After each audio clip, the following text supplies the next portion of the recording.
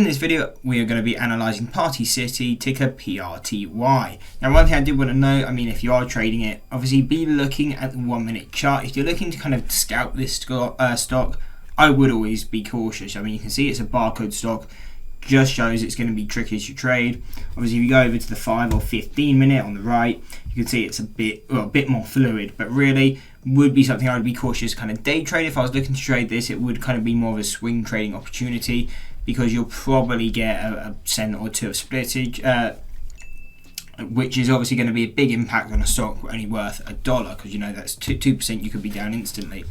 But anyway, onto the actual analysis and what are we paying attention to when analysing Party City. So on a technical basis, we got our standard deviation, and the closest one is at basically $2, $1.97 and $2.10. So this would kind of be that key resistance we're paying attention to, but that is quite far off from where we are now.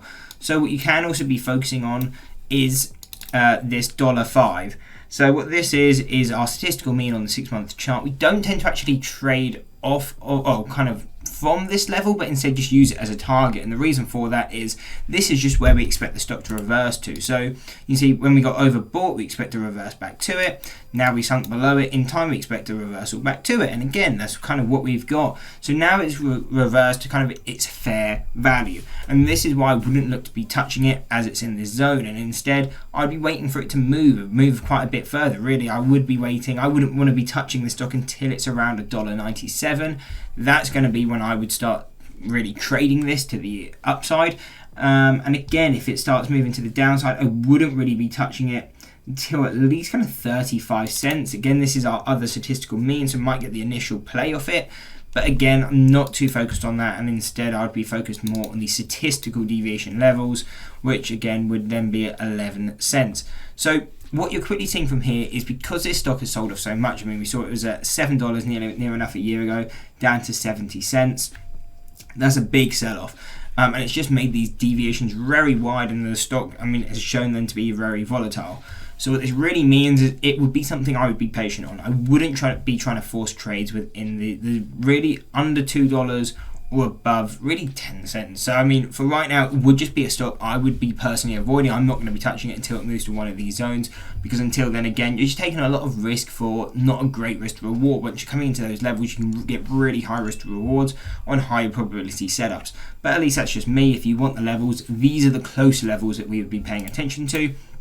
And if you want to go further out, if we start getting some extreme moves, we have further resistance at 290, 385, and then going higher, we got 480, 560, and a final level at $7.50. So these are the key levels on a longer term. And like we said, I would be kind of staying away from this stock until it either hits 11 cents or $1.95, because they're the two closest levels, or closest statistical deviation levels that we have. We have the means, but again, don't tend to trade off of them. We just tend to trade to them.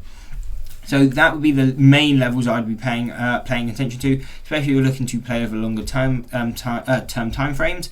But if you are looking and you really want to be trading this stock coming into next week, we can quickly cut down onto a shorter term time frame and give you some levels. But again, like I said, wouldn't be something I'd be too interested in.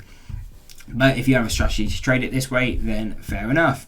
So if we continue to fade, I do have support at 87 cents. Going lower, we're looking at 73, and again, that would be key, because that is going to be that 52-week low as well. So going to be definitely a heavy layer of support there. But if we continue lower, we're looking at 46 cents. Again, another strong level, because you're having the two deviations line up. So definitely something I'd be interested in.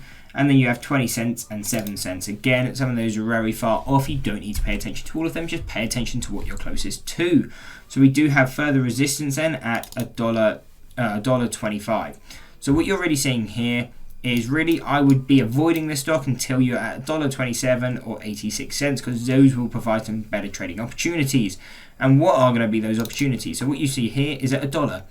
You've got a psychological, obviously $1 whole dollar. But you came into this level, and again, this is how we would usually look to trade them. The initial touch, you look to play against the trend, and then what you're really waiting for, again, that was kind of more of a scout move. That's more of a day trader move, what I would be looking for there. Then you go on to the longer term time frame. Is usually what I'd be looking for, is a break above, come back to test it as a support, and if that level can hold, that's a good indication that you'll move all the way to $1.27. On the other hand, if we retested this level, it looks like we're starting to fade down. If we can't break through, we continue to push lower, then have a target of 86 cents. So anyway, that is going to be the breakdown on the closest levels. If you're really looking to trade it coming into next week, these are the levels I'd be paying attention to. Otherwise, I hope you enjoyed the video. If you did, why not drop a like and subscribe and check out one of these 2 analysis videos.